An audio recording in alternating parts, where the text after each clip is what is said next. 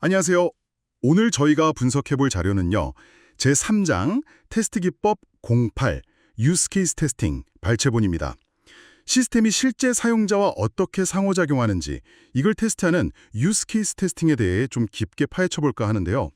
이 기법이 정확히 뭐고 또 언제 쓰면 좋고 어떤 점들을 좀 고려해야 할지 핵심만 한번 살펴보겠습니다. 네, 반갑습니다. 유스케이스 테스팅은요, 뭐랄까, 시스템이나 어떤 부분이 실제로 사용될 법한 상황이 있잖아요.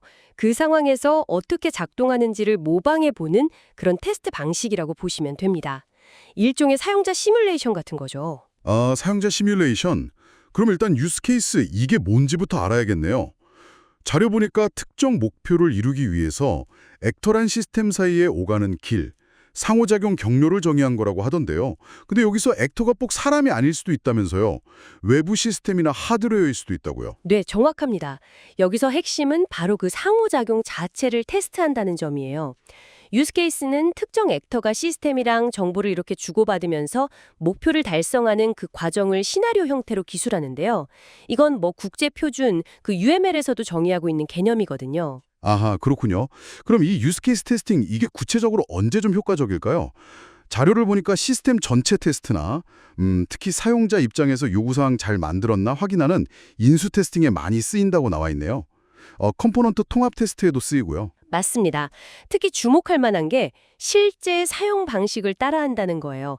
그냥 이론적인 기능 목록만 쭉 체크하는 게 아니라 사용자가 진짜로 시스템이랑 어떻게 상호작용하는지 그 흐름을 따라가 보거든요.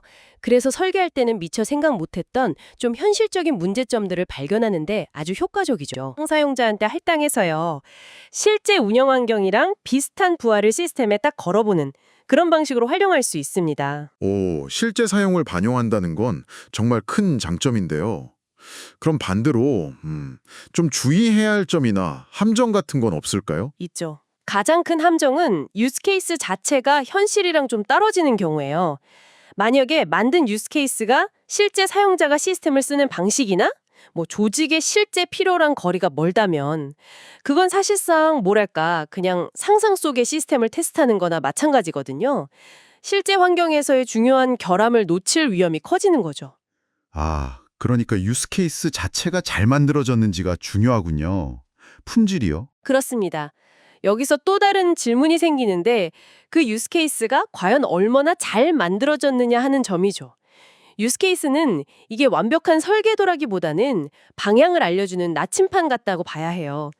만약에 예외적인 상황이나 뭐 다른 길, 대체 경로, 또 오류 처리 같은 세부 사항들이 이 나침판에 제대로 안 나와 있다면 테스트가 중요한 부분을 놓칠 수 있는 거죠. 즉, 테스트 커버리지 확보가 어려워진다는 겁니다. 커버리지요. 네, 시스템 로직 중에 얼마나 테스트했는지 보는 거요. 그래서 때로는 유스 케이스를 플로우 차트 같은 다른 형태로 한번 바꿔보는 것도 도움이 될 수 있어요. 논리적인 허점을 찾는데 말이죠. 그렇군요. 그럼 테스트를 어느 정도 해야 이 정도면 충분하다 이렇게 말할 수 있을까요? 최소한의 기준 같은 거라도 있을까요? 최소 기준으로 보면 일단 기본적인 성공 시나리오 있잖아요.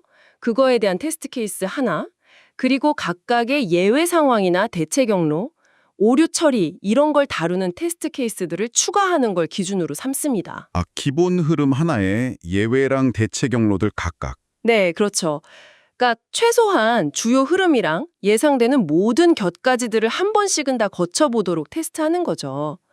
물론 뭐 효율성을 위해서 여러 대체 흐름을 하나로 묶을 수도 있긴 한데 근데 문제가 딱 생겼을 때 원인을 정확히 찾으려면 각 흐름들로 테스트 케이스를 분리하는 게 더 나을 수도 있습니다. 그렇겠네요. 그럼 이런 테스트를 통해서 주로 어떤 종류의 결함들을 찾아낼 수 있는 건가요? 주로 발견되는 결함들은요. 명세된 동작이랑 다르게 작동하는 경우 아니면 특정 상호작용 경로가 아예 누락된 경우도 있고요. 또 조건 처리가 좀 부적절하거나 심지어는 오류 메시지가 부정확하거나 좀 오해를 살 만하게 나오는 경우들 이런 것들이 있습니다. 사용자의 실제 흐름을 따라가니까 이런 종류의 문제들이 잘 드러나는 편이죠. 결국 이 모든 내용을 종합해보면 당신에게 이게 어떤 의미일까요? 유스케이스 테스팅은 사용자의 시각에서 시스템의 상호작용을 아주 체계적으로 검증할 수 있는 강력한 방법입니다.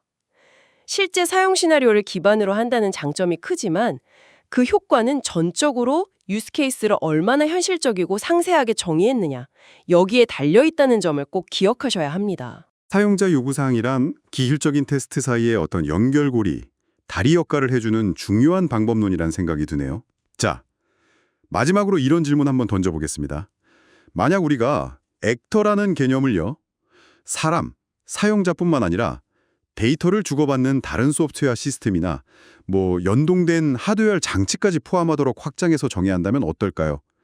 그렇게 했을 때 현재 당신이 관여하고 있거나 혹은 일상적으로 사용하는 시스템의 그 경계를 테스트하는 방식이 어떻게 달라질 수 있을지 한번 생각해 보시면 상당히 흥미로운 고민거리가 될 것 같습니다.